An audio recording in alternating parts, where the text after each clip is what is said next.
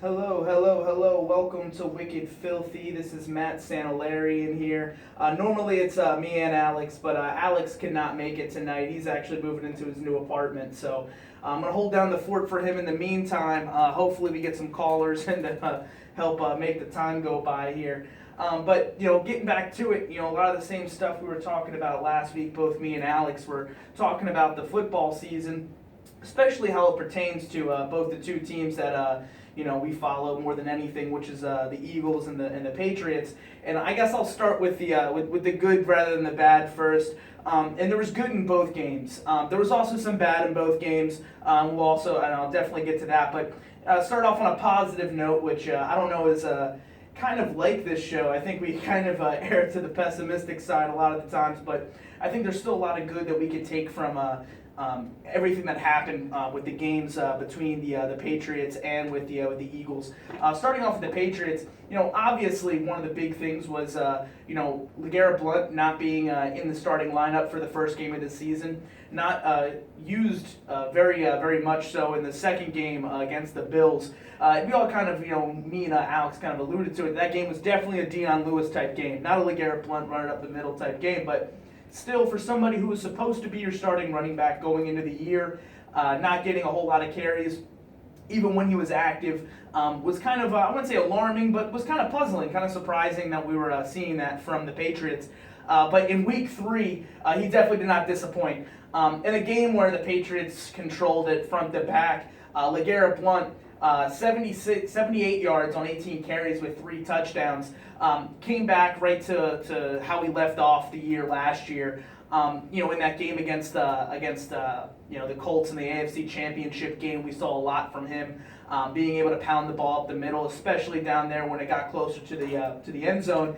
Being able to put up 6 on a consistent basis, that's definitely something that you can't really lose sight of, from a running back perspective. Even a team like the Patriots, who, over the last couple of years has kind of shied away from the run altogether, and then also just didn't really have a bell cow type back. And I think this year is a very similar year to years past, when the split carries between Ridley as well as the split carries with Vereen. I think we're going to see a lot of that come with LeGarrette Blount and Dion Lewis.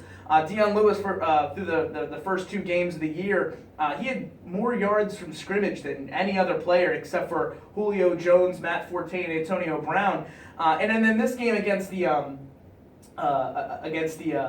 Jacksonville Jaguars. Not that he had himself a bad day. I mean, he 8 carries for 37 yards. I mean, he's picking up 4.6 a clip. But I think, as they were going throughout that game, they kind of realized they needed to bleed the clock a little bit more. Dion Lewis is definitely going to be featured a lot more in the passing game than LeGarrette Blount is.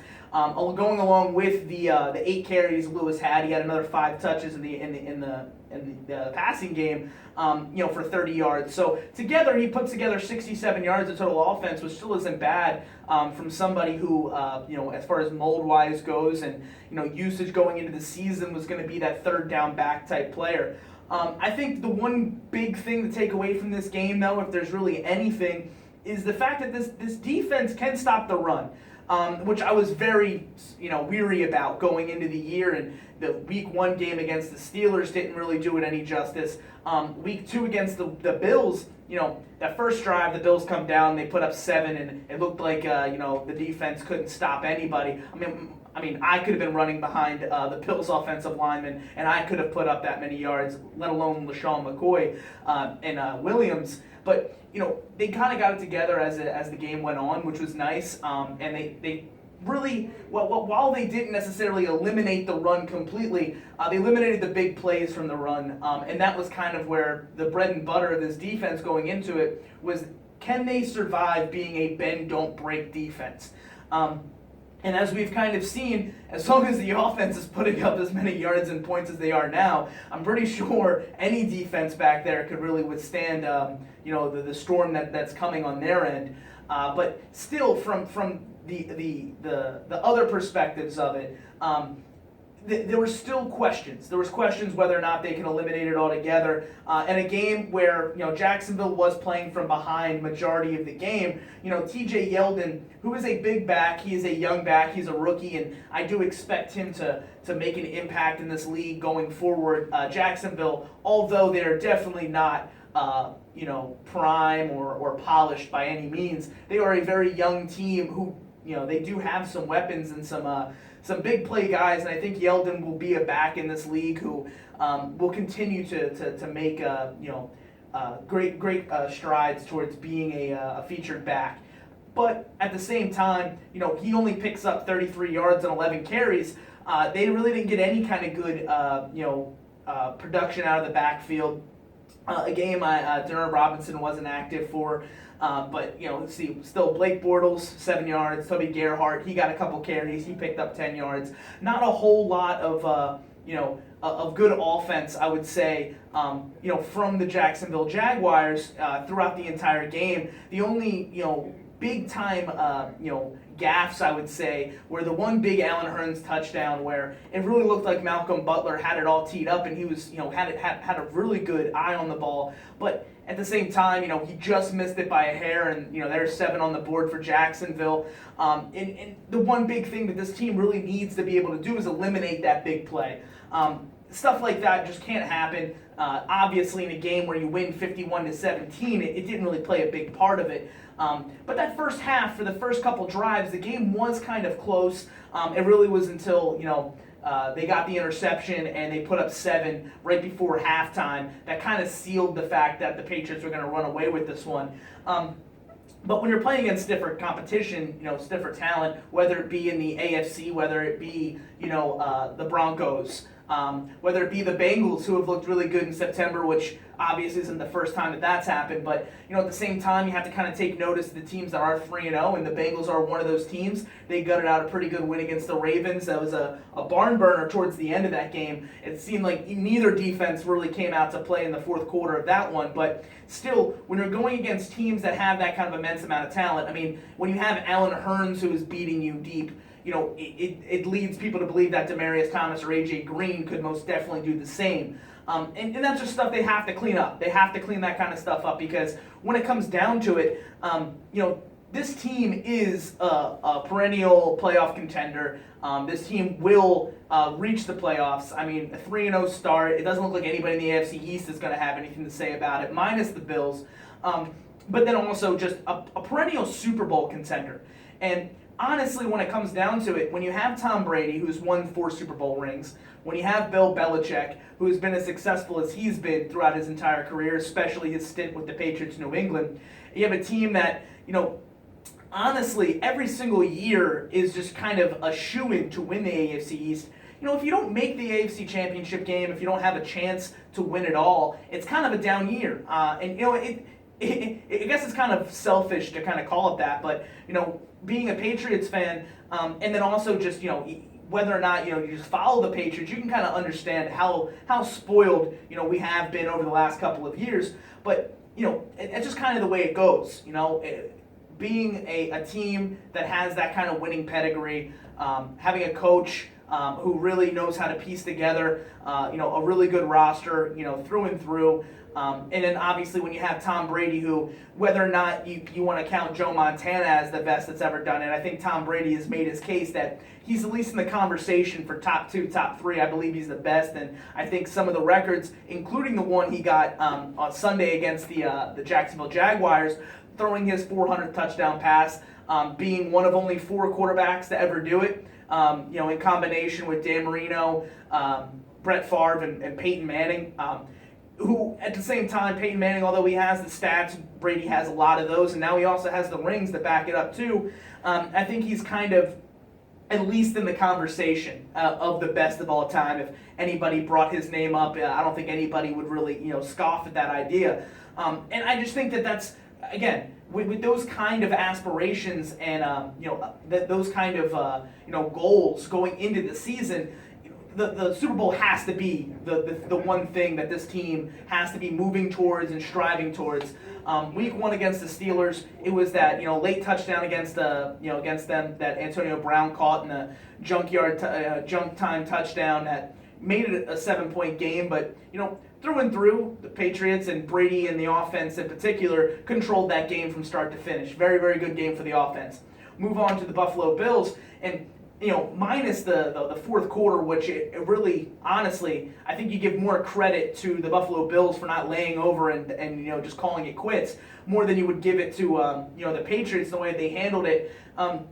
And they controlled that game from start to finish too, and the end result on the scoreboard did not justify how big of a game that was for Brady and for the offense against the Rex Ryan coach defense. He throws for over 400 yards. He puts up another slew of touchdown passes with 3 against them and up in Buffalo too, which a lot of people kind of forget the fact that with Buffalo not being so good for the last couple of years, they have a rabid fan base. They have a very good home field advantage when they play up there, similar to Arrowhead and the Chiefs, where no matter where the Chiefs are, their fans are in it. Their fans are going the full 4 quarters, trying to rev up their team to win the game. And with that, you still can't discount the level of the compete level, I would say, that the Buffalo Bills want to give to every game just to satisfy their fan base up there in Buffalo. But at the same time, the Patriots just have continued to progress on the offensive side. It's the defensive side they really need to work on, and I don't know if it's one of those moves where there isn't Aqib Talib available out there on the free agency market for Bill to go grab like he did in the year when they ended up actually losing to the Broncos in the AFC Championship game, which for many reasons, a banged up Gronkowski not being out there, he's basically throwing to Matt Slater out there on 3rd and long. I mean, there's a lot of things that kind of went against that. Plus, that Broncos offense with a relatively healthy Wes Welker, along with a dominant Demaryius Thomas, was just a little too much for the Patriots defense to handle. But still, the impact that Aqib Talib made on that year, I mean, I don't think they would have even been in that position if they didn't go out and grab a cornerback like Aqib Talib, who could really solidify that defense as a unit. Obviously it's only 3 games into the year, and while the Patriots are 3-0 and the aspirations for the Super Bowl and everything like that hasn't toned down whatsoever, and everybody in New England is still clamoring for that, and we understand that as New England fans, that's what we want. 3 games into the season, there's not a lot of teams who are willing to really call it quits just yet, unless you're the Chicago Bears. Who have gotten rid of both Jared Allen and John Bostic, who actually went to the Patriots. Depth linebacker, guy who has filled in a starting role a few times, but nothing too spectacular. But still somebody who can add that depth, and we've seen it last year with Casillas coming over from the Giants, and they picked him up last year, and then we also saw it with. Obviously Aqib Talib, who came over the year before, that sometimes these middle of the season moves can really pan out for you, whether it's a depth move, whether it's going out and getting that big name in free agency, or not free agency, but in a trade between a team who's kind of called it quits. But it's not really there yet. They need another cornerback, but the market is very slim right now because there's so many 2-1, 1-2 teams. There's not a whole lot of 0-3 teams that are willing to call it quits, and the 0-3 teams that are out there, the Chicago Bears are getting rid of their older talent already, and there's not a whole lot of younger talent that these teams are willing to part with right now. So it is kind of hard to meet those demands. Again, like I said, from the Patriots standpoint, offensively, they're a juggernaut.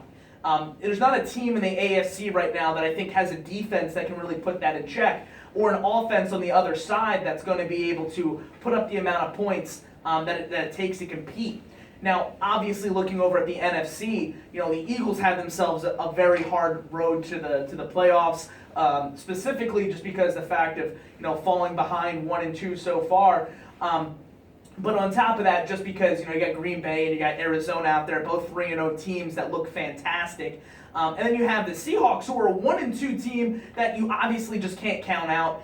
They just got Cam Chancellor back. They're going to look better going throughout the year than they have at the beginning of the year. Similar to the Patriots of last year, who started off 2-2, ended up winning the Super Bowl. The Seahawks also didn't start off too hot last year, but playing in a division where you have a dumpster fire like Colin Kaepernick and the 49ers, and then you have the St. Louis Rams, who they beat them week 1, but since then have just looked inept on offense. Nick Foles, we're just ready to call the trade between St. Louis and Philadelphia. Maybe not the best for Philly when you see Nick Foles go out there and attack Sherman and attack Earl Thomas. As if he had nothing to be fearful of in the first place.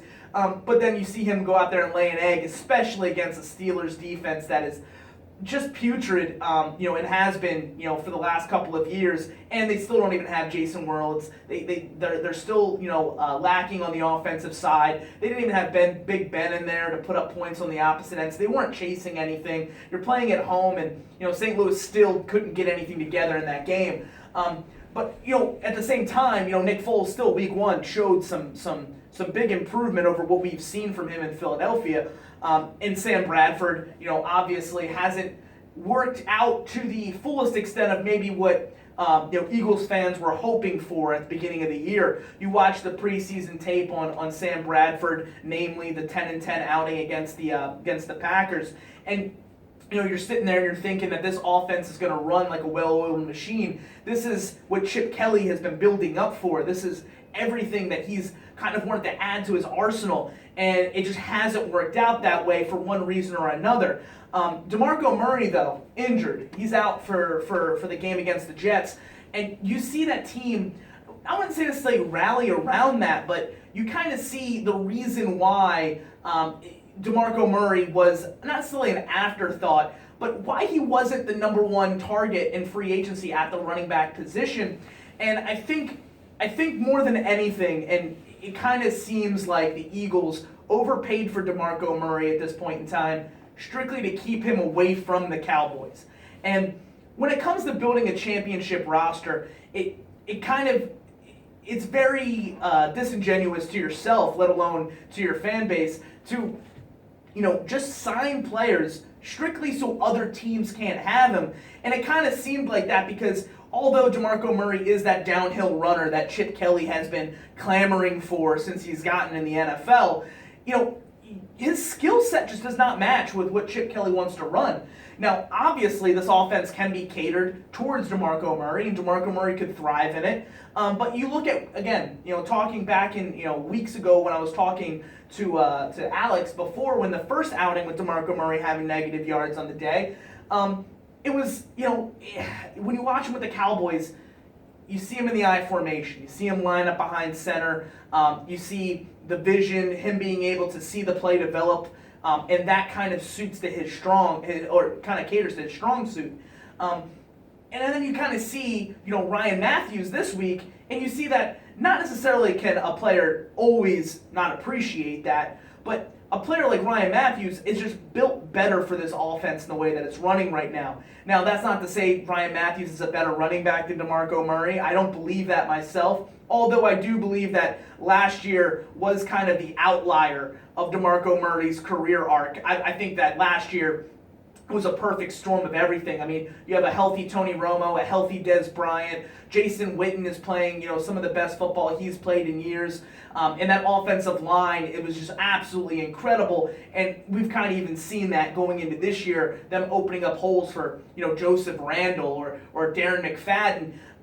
At the same time, some of that was obviously DeMarco Murray's running ability. I'm not discounting everything from DeMarco Murray, but the amount of money that it took to bring a running back like DeMarco Murray into Philadelphia, it just didn't seem very cost effective. It didn't seem cost efficient. It just didn't seem like it was worth it. Now, understandably, people might forget the fact that DeMarco Murray was an afterthought. He was kind of like oh wow, Frank Gore decided not to come to Philadelphia, who was the real running back that Chip Kelly wanted in that system to combo with Ryan Matthews.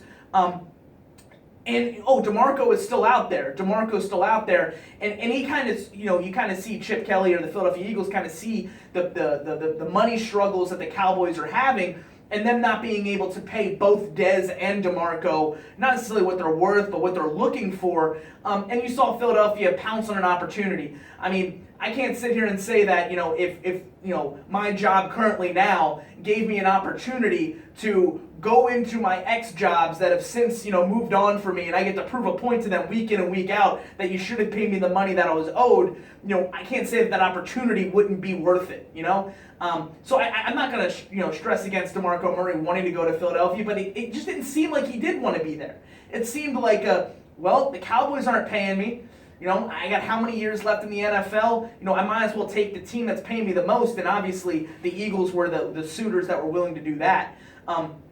The Eagles, going into this year, the expectation level for them was to win the NFC East.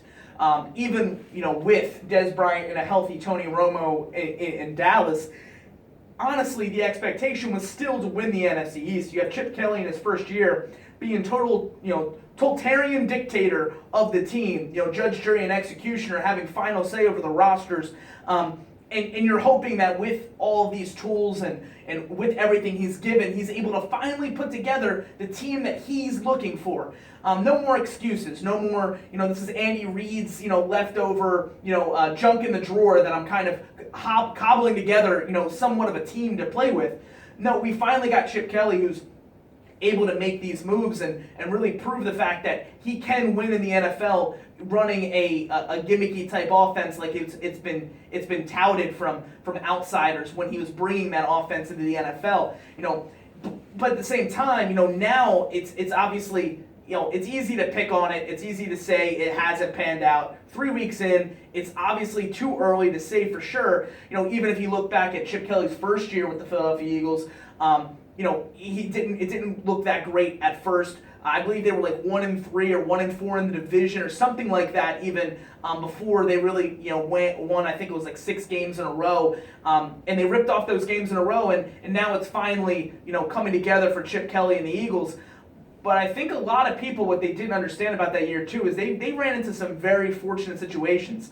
A lot of injured quarterbacks that they had to play against. They're playing against a lot of backups. And not to say the offense didn't do their job by putting up points in the defense, but it's kind of easier to do your job knowing on the opposite end there's not really that much competition.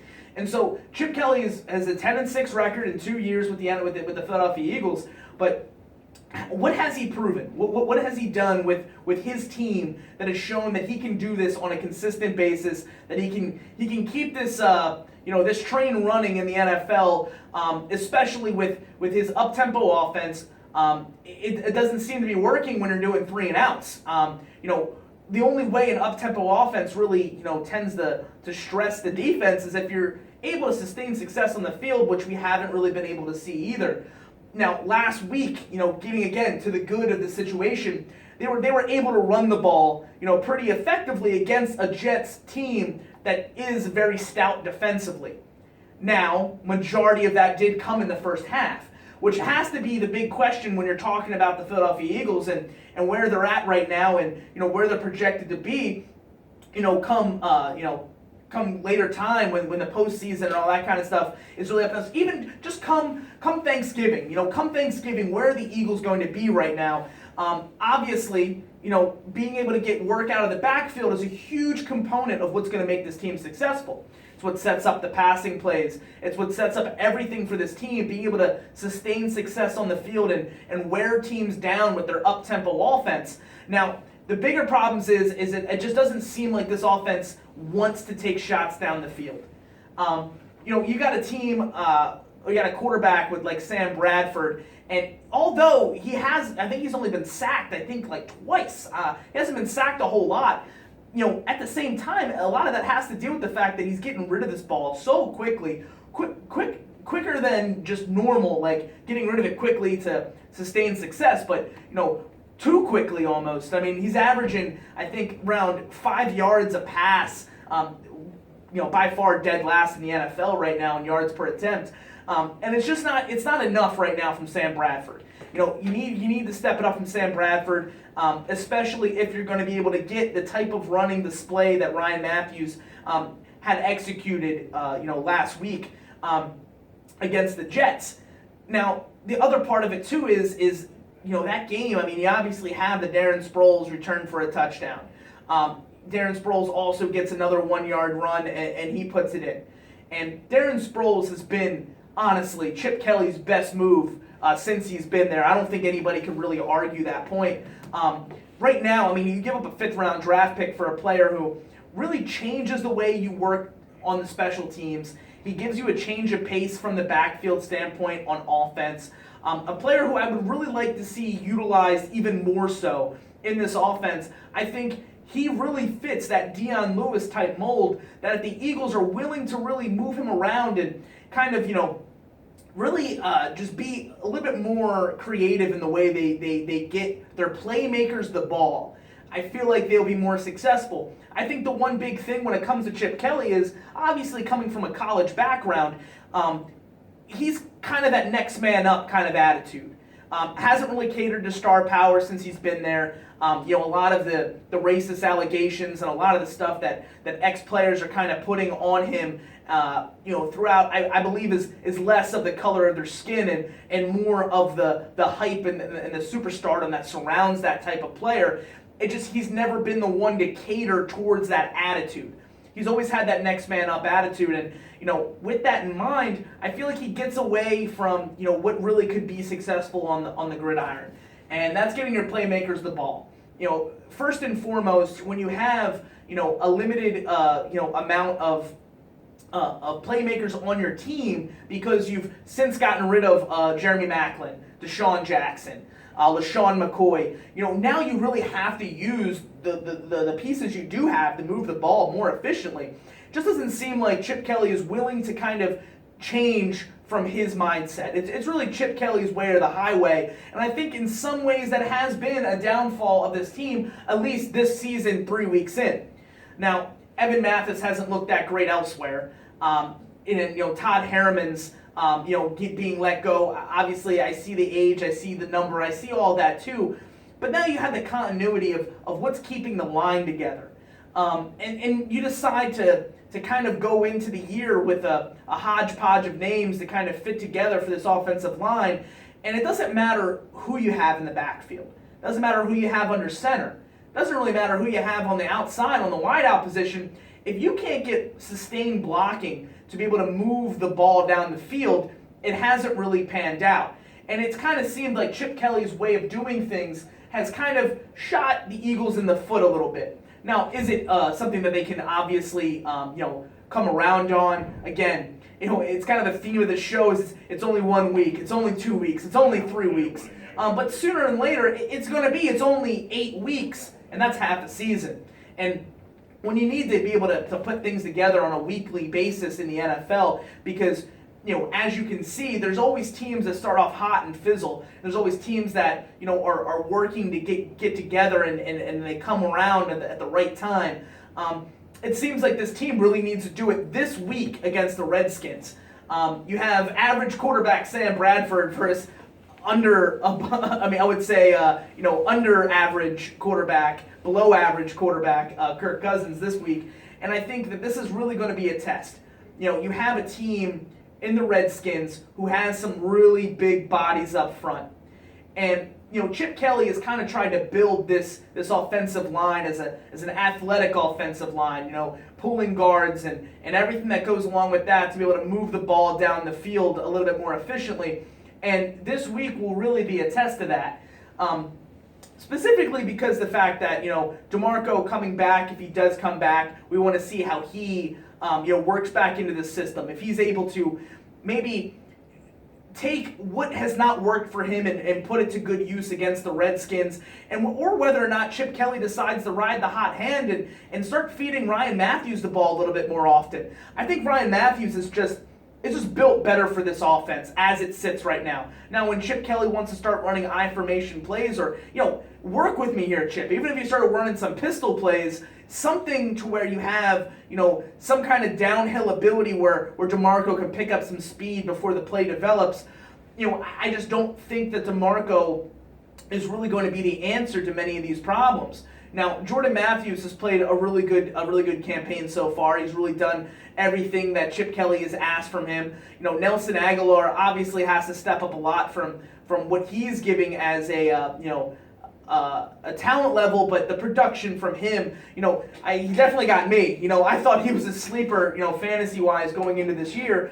And it just doesn't seem like we're seeing that fully developed Nelson Aguilar that I think a lot of people in the NFL, pundits, and as well as fantasy football players were expecting, and then just as much as the Eagles fans were expecting from Nelson Aguilar, being drafted where he was drafted, above maybe some other necessities, other than the wide receiver position, and it's still, obviously, young guy, rookie wide receiver. He has time to develop, but it just hasn't been promising necessarily that it's going to develop as of right now.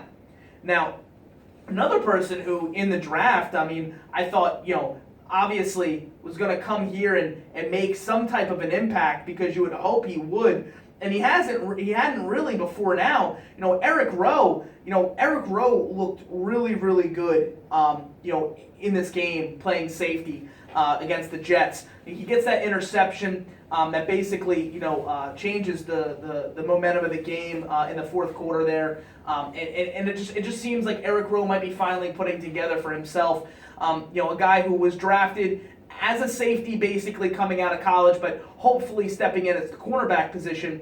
Being able to see, that out of him, maybe that was I jumped the gun a little too quick, the week 1 and week 2 when I'm talking about how Chris Maragos is lining up on the safety position and wondering where Eric Rowe is and whether or not this team has kind of fallen into a Marcus Smith kind of situation with him. Obviously not drafted where he was drafted, but a situation where can they coach and develop cornerback or secondary talent.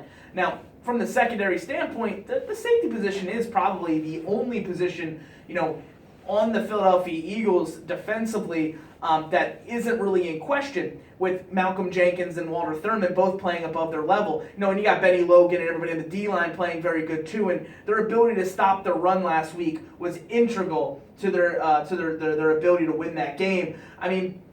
You have Bilal Powell puts up 31 yards on the ground, Zach Stacy who puts up 3 yards on the ground. You're able to shut down the run, pretty effectively to the point to where, the Jets completely abandoned the run, throughout the game. They had Ryan Fitzpatrick dropping back, 58 times against the Philadelphia Eagles. Now, was a lot of that probably game plan because they saw, how the Atlanta Falcons were able to, pick at Byron Maxwell with Julio Jones, and maybe they saw, Brandon Marshall's size and maybe his ability to do the same. And he had a pretty damn good day. He had 10 catches for almost 110 yards and had that touchdown as well. But at the same time, being able to get them to abandon the run, every team is not going to cater to that. Every team isn't going to, put a mediocre quarterback themselves and Ryan Fitzpatrick in a position to really throw the game away and, no pun intended. But at the same time, the good parts about this team, again, we saw them stop the run, pretty effectively. It hasn't been as big of a break on their end. It hasn't been so terrible. Being able to stop the run, they've been pretty successful. Their big thing, obviously, is being able to cut down on the big plays. They need to be able to cut the big plays down because I think that's still something that can affect this team in a negative way. They really need to fix. They need to really get that going. And Sam Bradford just needs to be able to get in a rhythm. They need to be able to get him something that he can kind of, build upon. I think, using Darren Sproles out of the backfield might be one of those options that this team hasn't really, gone down that road, at least as much as they should have. Darren Sproles, he gets 4 receptions for 19 yards, but then he's a second on the team in receptions, but I think a lot of that also, they just seemed like they were trying not to lose in the second half, and they ran the ball a whole hell of a lot. Ryan Matthews still picked up 4.5 a clip, which isn't bad, but maybe that's not something that you can sustain. You're going to have to throw the ball in the NFL in order to win games, and in order to win games, you have to take chances down the field, and it just doesn't seem like the Eagles are either confident enough in the offensive line to be able to block that long for something for that to happen, or maybe they're just not confident in their weapons when it comes to, Jordy Matthews or Nelson Aguilar in the first place to be able to make that happen. But this week against the Redskins, I mean, you have yourself a huge game. Obviously, it's a divisional game. You got a team in the Redskins who, obviously are not playing great football. Week one, they played the Dolphins really, really tough, and I thought that meant more to the Redskins than it really meant to the Dolphins because I thought they played down. But, then we see the Dolphins, last week against the Bills get absolutely demolished, 41-14 or something like that. And maybe we kind of jumped on the Dolphins being a pretty good opponent a little too fast rather than kind of counting out against the Redskins and maybe their ability to do anything on their side of things. I kind of look at again just the pure ability of the Redskins defense, and I see a lot of opportunities for the Eagles to really get things going. I think the running game is going to be pivotal, and I think it's going to be a hard one to play against. Jason Kelce really has to get it together this week. He seemed lost at times, in the last couple of games, and out of a guy like Jason Kelce, you can't have that. I mean, you need a veteran presence, somebody who's a Pro Bowl level talent to really play up to that level. Jason Peters, another guy who in week one and in week two maybe didn't look so great, and last week maybe pulled together a little bit better, but Jason Peters are going to need some big performances out of their big performing guys. I mean, that's how you win in the NFL is you get big plays out of your big position guys.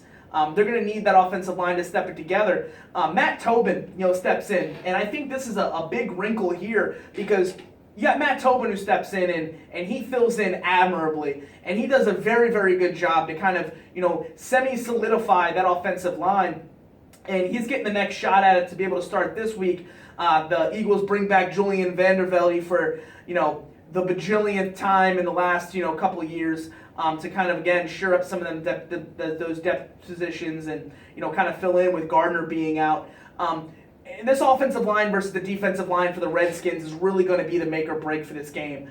I think that Kirk Cousins, given the weapons he has, I think, Pierre Garçon, and if Deshaun Jackson is healthy enough to run on that hamstring, will have enough weapons to really test the Eagles' defense. Now, the other thing goes the fact that, yeah, they can test the defense, but whether or not they test the defense and it works, it's a whole nother thing. We got a caller now. Let's see exactly what we got going on with this. Hello. Who do we got on the line?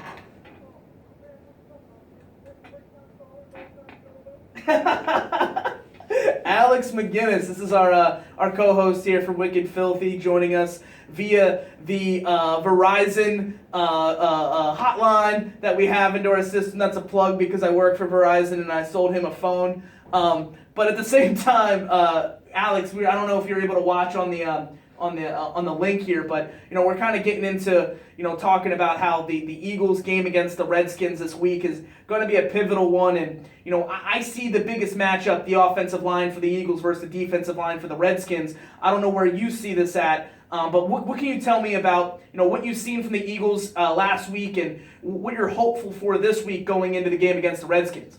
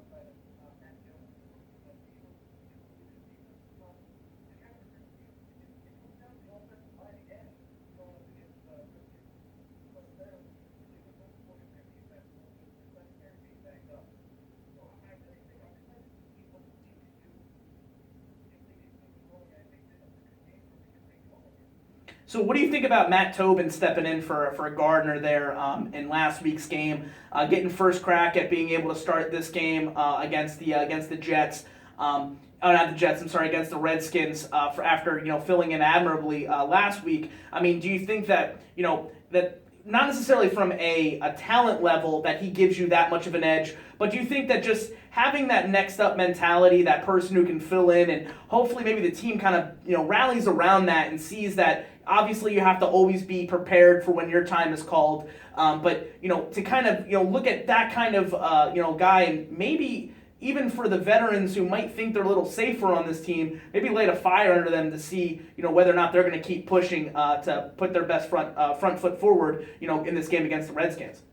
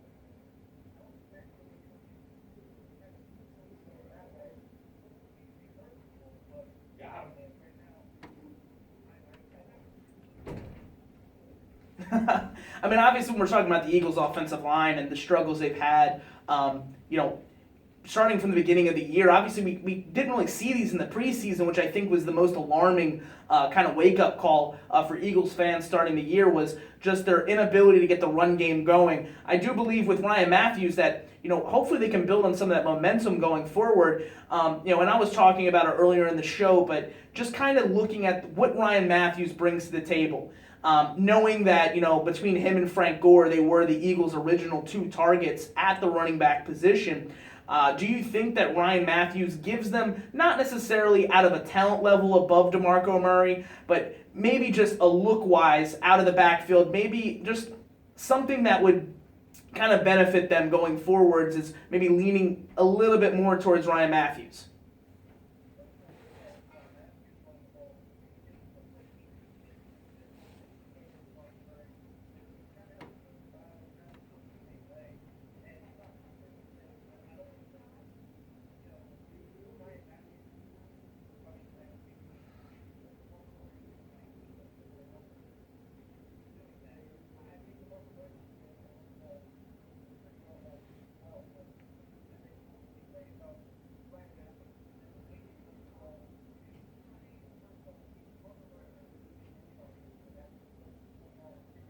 Right.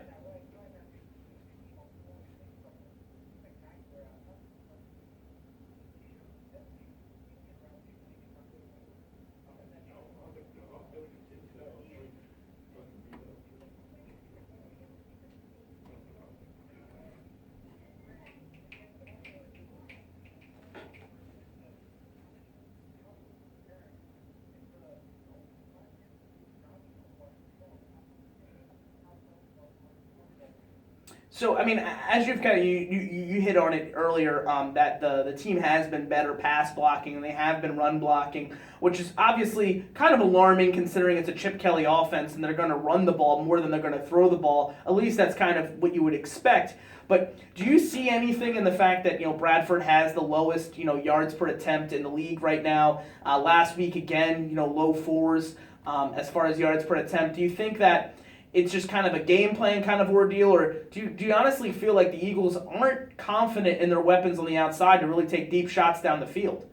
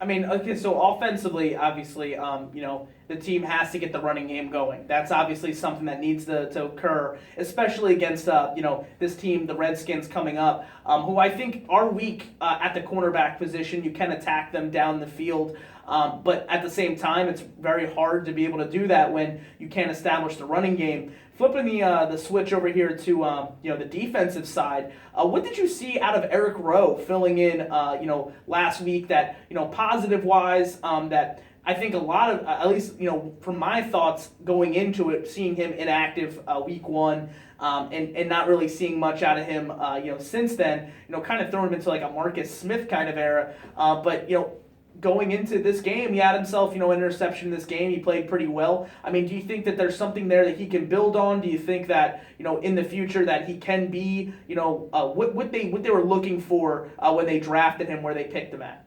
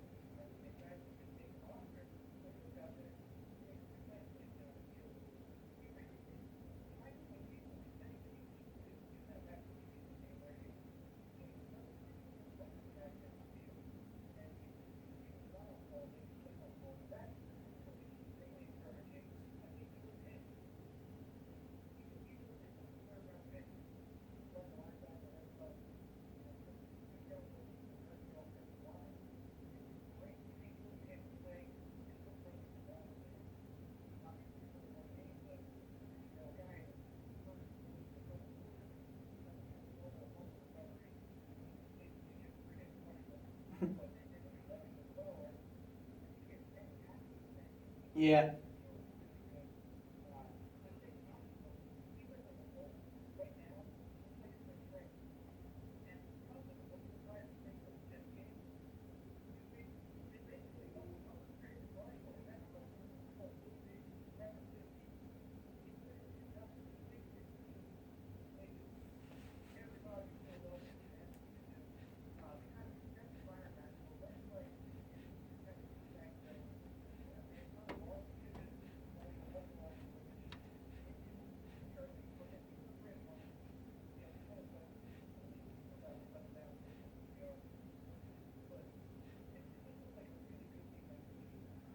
Yeah, obviously.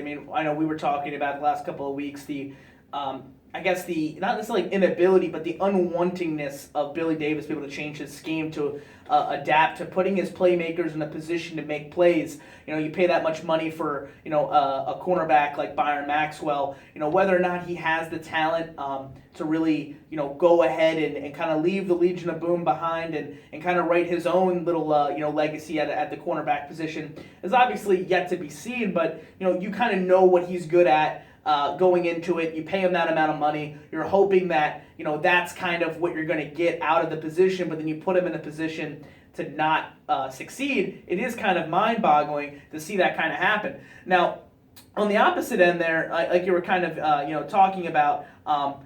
The front of the Eagles, their ability to stop the run.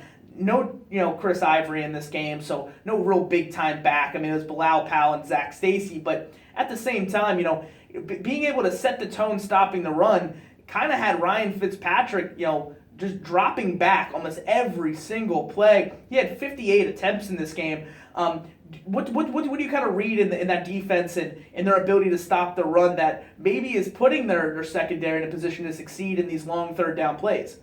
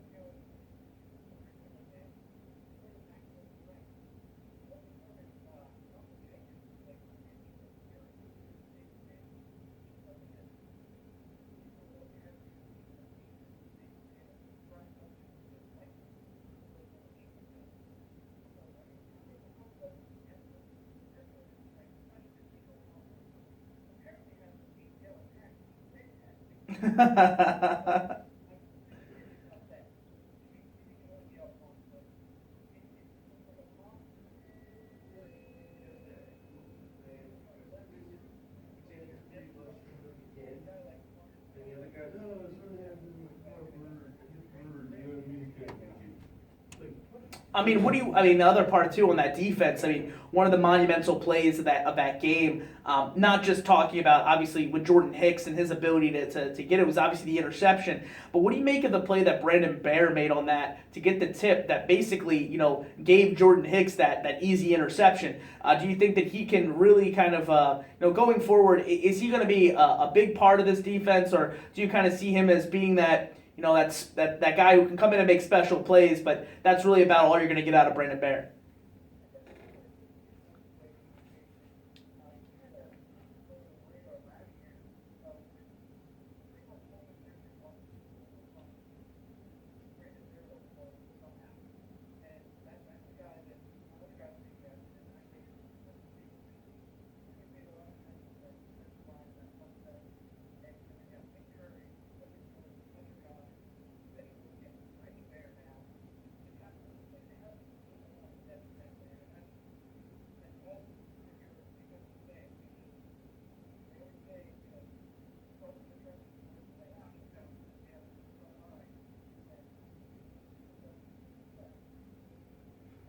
As far as that game goes, obviously majority of the Eagles' damage that they made in that game was in the first half.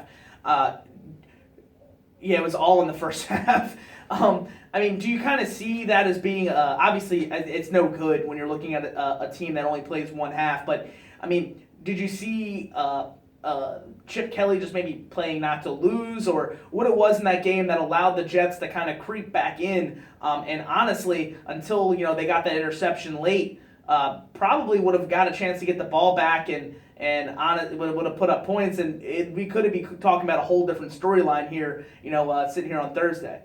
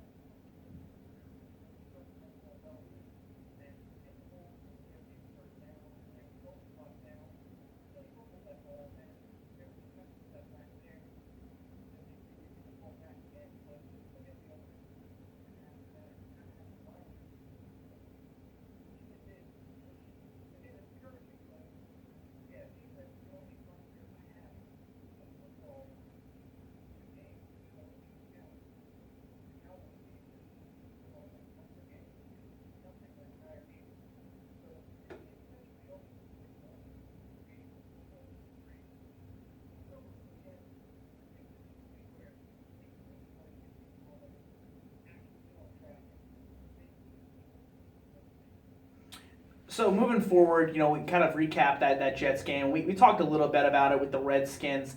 I mean, what do you see as a matchup to really look for other than the offensive line versus the defensive line in this game against the Redskins?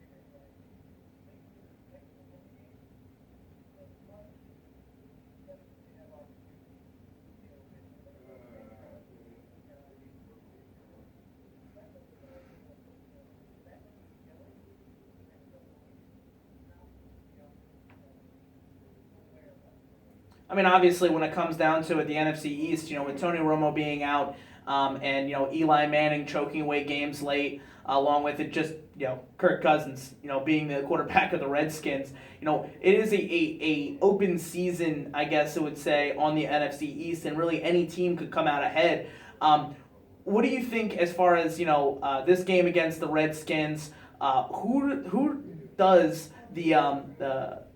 who do the Eagles have that can really contain Jordan Reed, Pierre Garcon, and maybe a little bit of this offense that Redskins are gonna throw out there? They're gonna go for big plays. It's kind of where they're going with the way they're really taking their shots downfield. Deshaun Jackson, word is that he could play, he could not play. I guess it's all kind of dependent if it's a wet track or not on Sunday. Don't want him to re-aggravate that hamstring injury. But do you think that the linebackers for the Eagles, or whether or not they put Thurman down on them, can really contain Jordan Reed, who has kind of been a very, very big focal point of this Redskins offense early on?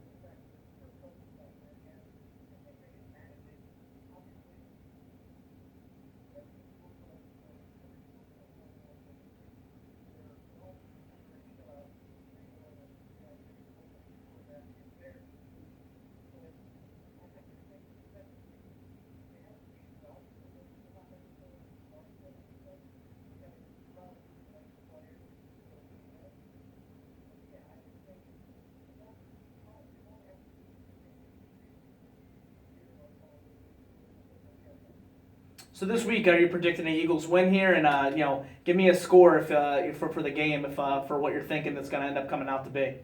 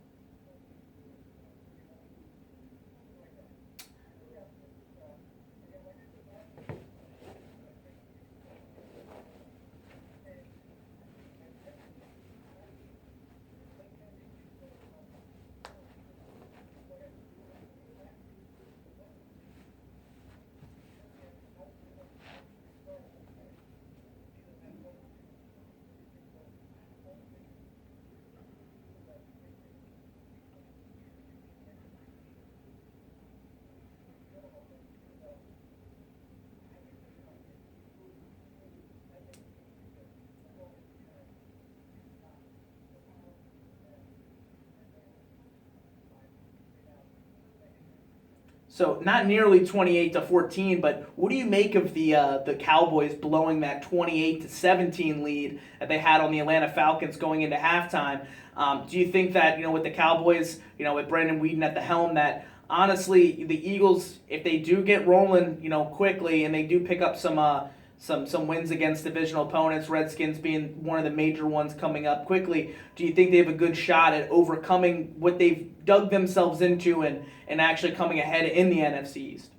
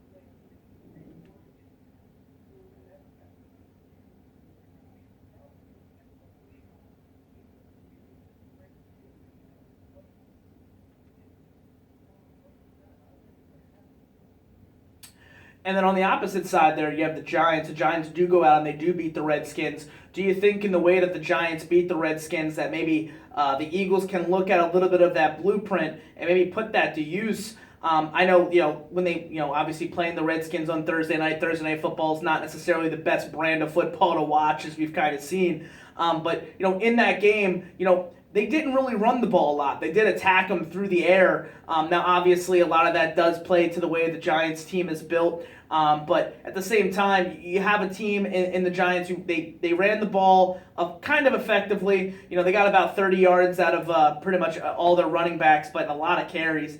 But they attacked to the air. 116 yards for Ruben Randall. Odell Beckham, 79 yards and a touchdown himself. Do you think that is the area that the Redskins can be beat? And are you kind of weary of the way that the Giants were able to handle the Redskins, if they'll be able to come into Lincoln Financial and do the same to the Eagles?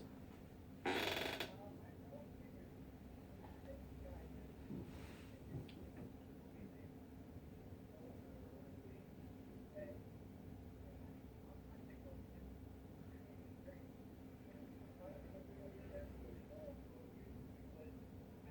asking you nicely. Do not make me question me. No, but we're gonna just get everything. Oh.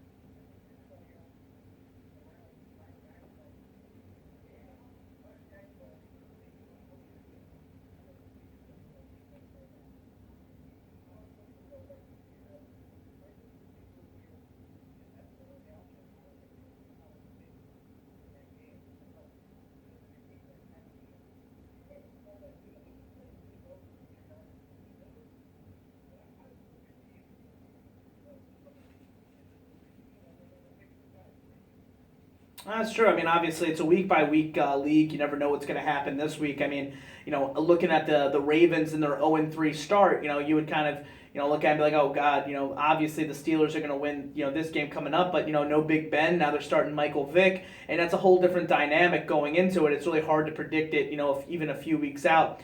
Speaking of Michael Vick, though, he is getting his first start in this game coming up against the Ravens, which is kicking off in about an hour now. What do you expect from Michael Vick? Do you expect, Jets Michael Vick, who comes in and replaces Geno Smith in the middle of the game, and then does absolutely horribly, and then afterwards talks about him not being prepared for the game, and him maybe not going throughout the week like he should have, and it kind of seemed like he, as throughout his career, besides the one huge year he had with the Eagles when he first got signed coming out of prison, it kind of seems like he's digressed. Obviously, an older guy, maybe he lost a step, and that was kind of his biggest, skill set. But do you think that we'll see a little bit of vintage Michael Vick tonight, or do you think it's going to be a lot more of the same we've seen over him the last couple of years?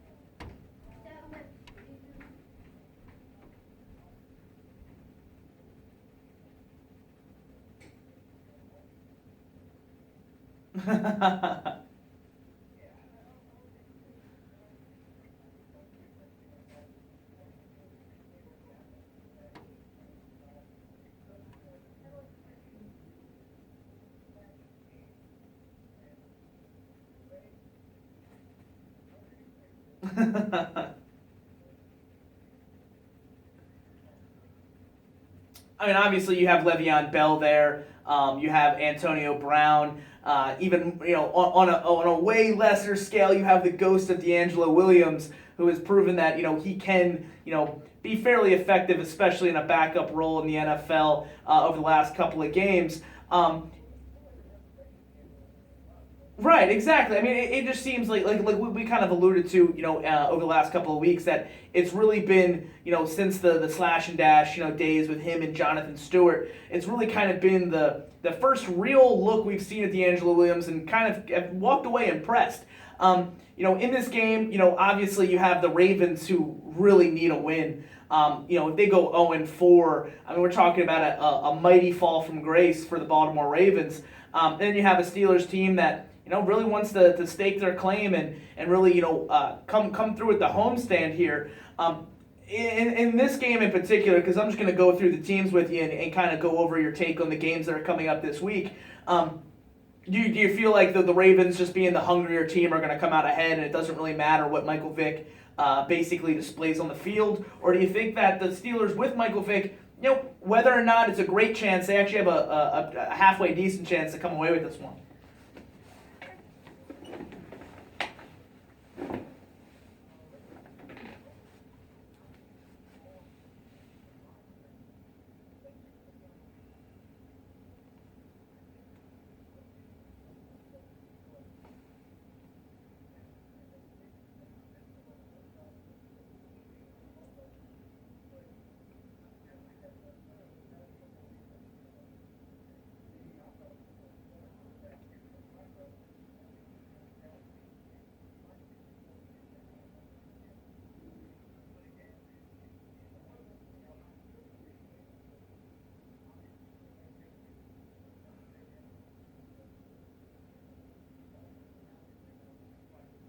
Yeah, I mean, obviously, you have the Ravens, who are without Terrell Suggs, for the entire year. That's a a big component of what makes that defense tick. It will be an interesting game to kind of see this play out. But and like you said, with Steve Smith, I mean, the guy's talking about retiring at the end of this year, and he's put up back-to-back 150-yard games. It just doesn't seem like it's a guy who's on his way out as much as it's a guy who's really just got a whole hell of a lot left in the tank.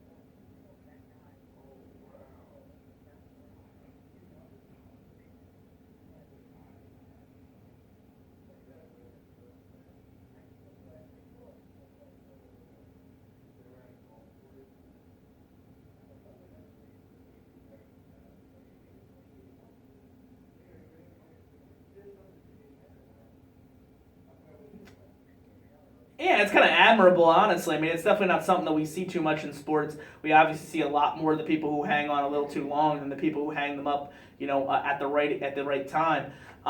Moving on to the game that's going to be played over there in London, you have the Jets and the Dolphins in an AFC East matchup. From the Jets' perspective, did you see enough out of the game against the Eagles to kind of maybe have a little bit of confidence in them, especially against a team in the Dolphins who has just been reeling since their week one win against the Redskins. They get their doors blown off against the Bills last week. Reports are coming out saying Ndamukong Suh is not sticking to a game plan, that he's kind of playing, going rogue on the defense. And, it just kind of seems like, a team that, whether or not you watch Hard Knocks with the Dolphins there or anything, it just, Joe Philbin has never come off as the guy who's going to control the locker room in any way, shape, or form. But do you think that the Jets just are going to win this game based upon the fact that the Dolphins have just been a mess, or do you think the Dolphins pull it together and maybe come out of London with a win here?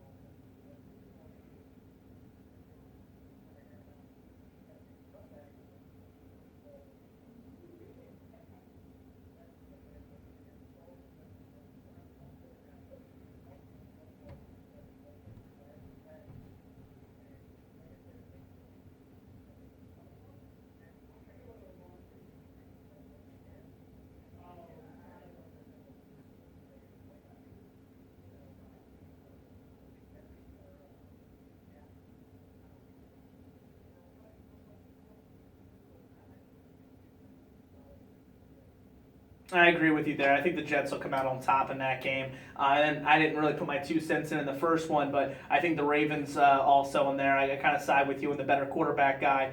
But although I do believe that the Steelers have better weapons overall, it should be an interesting game. It's definitely one of the more interesting Thursday night games I think we'll see just because of the unknowns. Next game, though, you got the Jaguars and the Colts. Jaguars get their doors blown off by the Patriots, which to nobody's surprise that happened. The Colts, it did happen. With the Colts, the Colts finally go out and get themselves a win very unconvincingly against the Tennessee Titans, but a win nonetheless. Do you think that the Jaguars can, come off more off their loss with the Patriots and their win the week before that with the Dolphins and put together a good game? Or do you think that the Colts are just, they weren't that bad as they've shown and have now, maybe even though it wasn't convincing, have kind of started to piece things together and are going to come away with the win here in Indianapolis?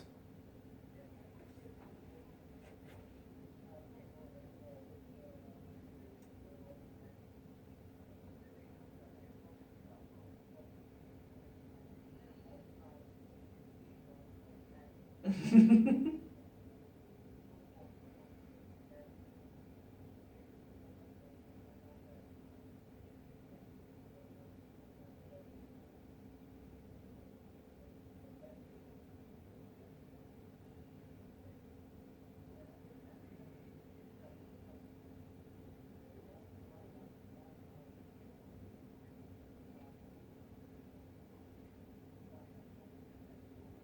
my God.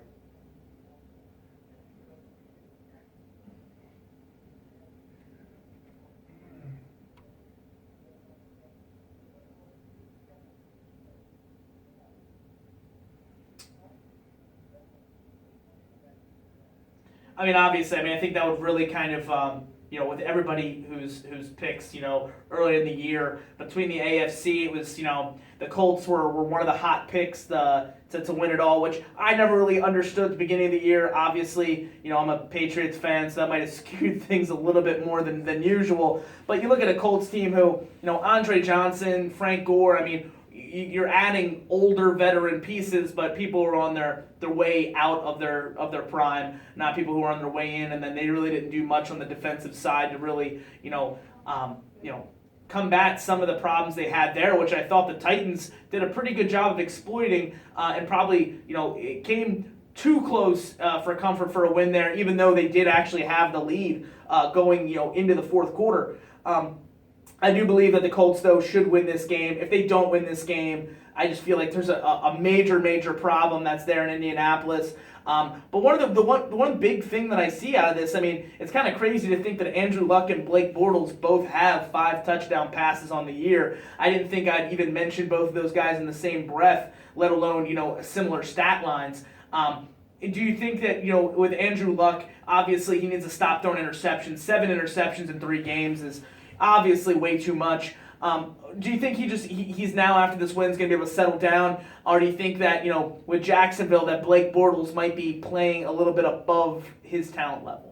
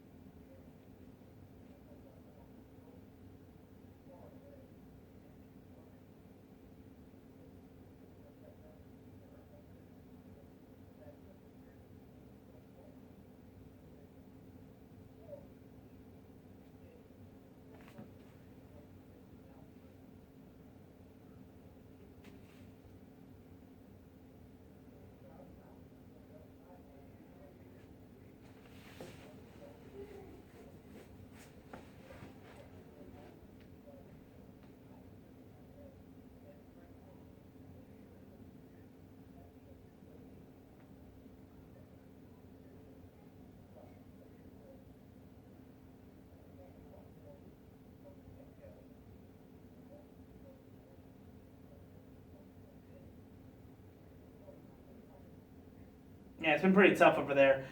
Moving on to another quarterback whose decision-making skills can be questioned a lot, Eli Manning and the Giants. We've hinted at it, earlier in the year or earlier in the show, that they could easily be 3-0 right now, minus a couple of boneheaded decisions. How do you think they're going to fare against a Rex Ryan defense and the Buffalo Bills, who, coming off of another blowout win against the Dolphins, have shown that they can put up points? Doesn't matter if it's Tyrod Taylor at quarterback, Matt Castle, doesn't matter. I mean, it looks like this team is putting up points, and they're going to go into this game without LaShawn McCoy. Do you feel like that helps at least maybe bridge the gap between the Giants and the Bills here? Or do you think the Bills will still come around with the win here? I mean, they're a 5.5-point favorite, which I thought was still pretty big even for a game that's being played in Buffalo. Or do you think that the Giants are just being underlooked because of those boneheaded mistakes?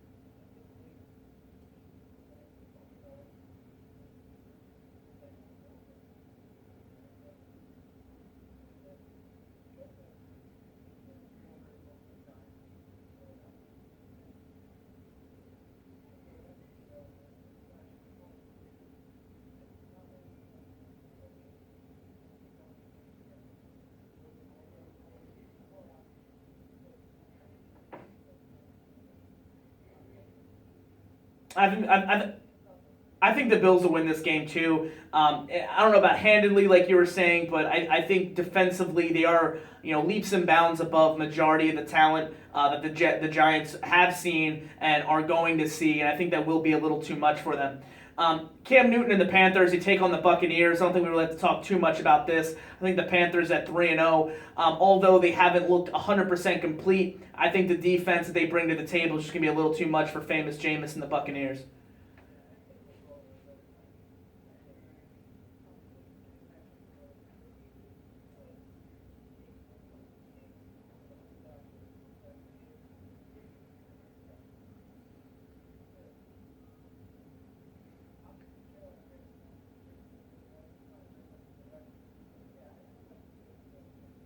Gotcha. I don't think it's going to change too much in this next one. You have the 2-1 Raiders with Derek Carr, who's really been a sight to see. I mean, it's just been awesome to kind of watch this guy kind of grow and develop as a quarterback, especially in a place where it kind of seems players go to die out in Oakland. And he's going against the 0-3 Bears, who just traded away John Bostic for a 6th-round pick, just traded away Jared Allen for a 6th-round pick, and are starting Jimmy Clausen for the second week at the quarterback position. And with that being, they punted every single possession last week against the Seahawks. I don't even think this is even close. I think the Oakland Raiders will definitely beat them, and pretty handedly. I've never seen a team, have you seen a team at 0-3 kind of give up on the year the way the Bears have, giving away these pieces and compiling late-round draft picks? Or is it kind of, I wouldn't say shocking, because I think they understand they're not going to win anything, especially being in a division with the Packers and the Vikings, where they have some upside there too. But at the same time, it is kind of weird to see them give up so quickly.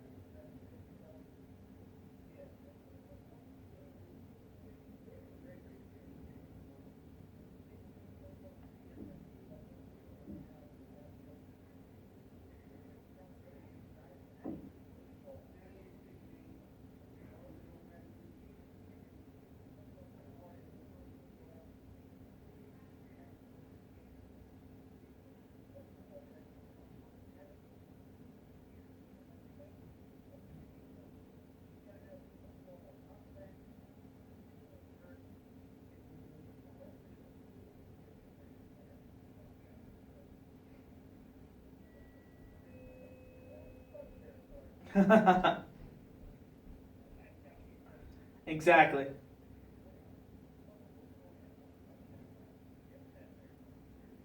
Yeah, obviously their game plan was to kind of, run it down their throat. But, again, like you said, a little underwhelming performance from Russell Wilson, who, going into the year was touted as a top 5 fantasy quarterback and hasn't obviously produced to that level whatsoever. Neither has Andrew Luck, who was touted as the number 1 fantasy quarterback. So I can't necessarily look at that as being too much of a disparage between rankings and production level. I'm going to gloss over a few of these because we're running up against it a little bit. But the Falcons against the Texans, think the Falcons are going to crush them. We can both agree on that. I think the Packers over the 49ers, obviously. Broncos over the Vikings. It'll be kind of interesting to see if that Viking defense will be up to task. But in Denver, I think I still give the Broncos the nod there. Seahawks over the Lions. They're a 10-point favorite. Even 1-2, I think the Seahawks with Cam Chancellor back are just too much of a team to kind of play against the Lions. One of the more interesting matchups that I think we're going to see this week, and one that I definitely wanted to hit on, was the Chiefs and the Bengals. So you have the Bengals at 3-0, who are a September team, a perennial September team, always winning games early in the year, but always getting knocked out when it matters most in the playoffs. Do you think the Chiefs have enough to knock them off, or do you think the Bengals will build off of that momentum last week and that barn burner against the Ravens and just continue to dominate in the air?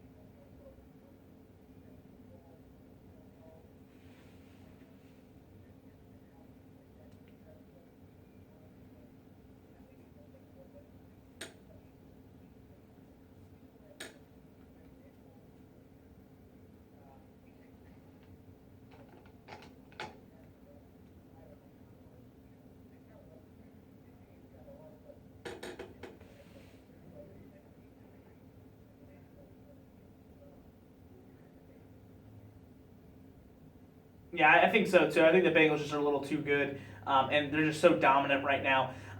The game that everybody is going to be able to see, but I don't think anybody really wants to watch, the Saints and the Cowboys this week.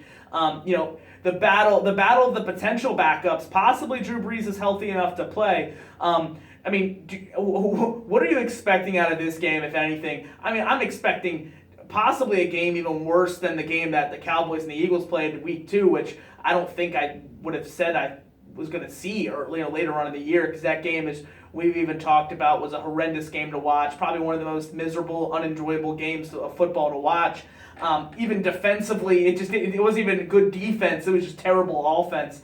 And I mean, do you think that this game is going to be a lot of that same, or do you think that maybe the Cowboys can learn from their mistakes playing the Falcons last week and are going to drop the Saints to 0-4 regardless of whether or not Brees or McCown starts?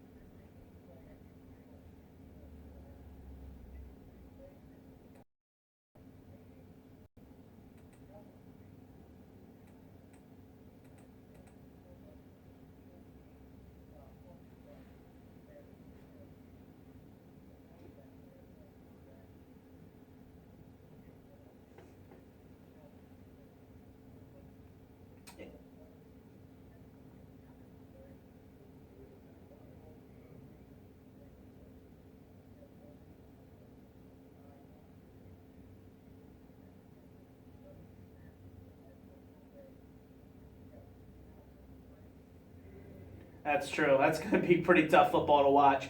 So at 7:56, it's probably going to do it here for the Wicked Filthy podcast. Thank you, Alex, for calling in and not making this a even harder job it would have been to do it all by myself. Obviously, well appreciated from that standpoint. We're going to be in the studio next week for sure together. Potentially, maybe even having some special guests in the studio, which will be pretty awesome. But as we always do from Wicked Filthy, I think we can agree that with the Patriots and the Eagles winning this week, that everything might just be a little bit more awesome.